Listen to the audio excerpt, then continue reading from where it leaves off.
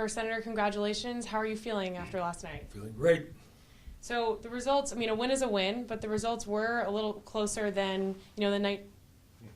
Keep talking. Okay. The results were a little bit closer than the night started out. I mean, the moderate wing of the party, right now led by Pete Buttigieg, is still pretty formidable. What does that say to you that, there's still so many Democrats that are leaning more moderate with their votes? Well, it sends to me that we won the popular vote in Iowa. We won the vote here in New Hampshire.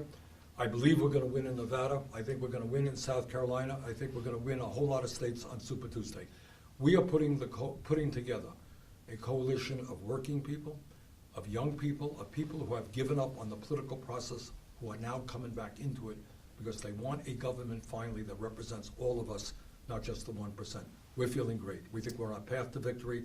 We'll win the nomination, and I think we're going to beat Donald Trump big time.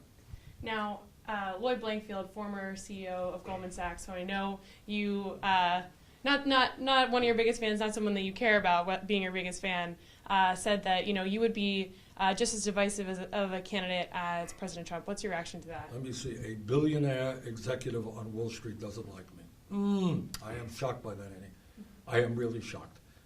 Look, what Mr. Blankfein and others are worried about is that we're going to start breaking up the large Wall Street banks that nearly destroyed our economy because of their illegal activity. We're going to make Wall Street and billionaires start paying their fair share of taxes. So, needless to say, I am not too shocked that Wall Street CEOs don't like me. Now, the Culinary Union last night, on the heels of your win here, put out a statement about how your Medicare for All plan is going to be cutting Medicare for their union workers. We're heading to Nevada, where a Culinary Union is a big player there. What is your message about keeping those union workers happy with their health care? The culinary workers are a great union.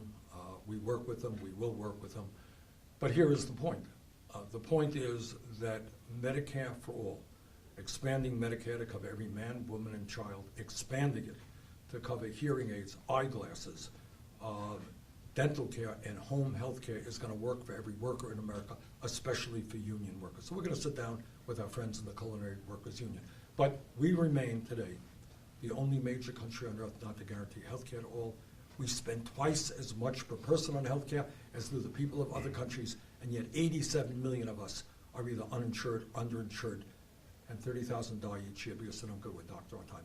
Medicare for all is the future of our country, and we're going to pass it.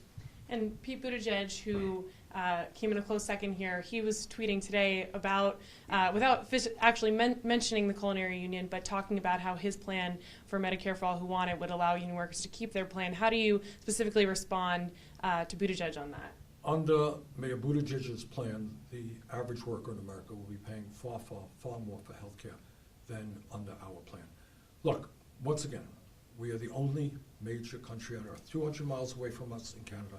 Everybody has health care. Go to any doctor you want. They don't have to take out their wallets or their credit card, and they spend, as a people, 1/2 as much as we do.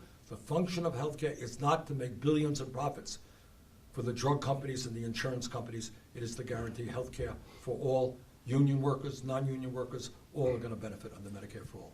And lastly, we're moving west now, first with Nevada and then down to South Carolina, much more diverse states. How are you feeling about moving to those states, and do you feel like your message or your campaign is going to differ at all now that we enter this next phase? We're feeling really good.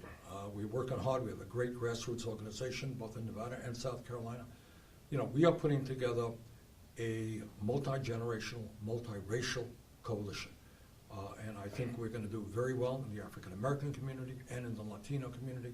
We're going to win working class support all across the board. So we're feeling very good. I think we got a real shot to win in both Nevada and South Carolina. Senator, thanks so much for your time.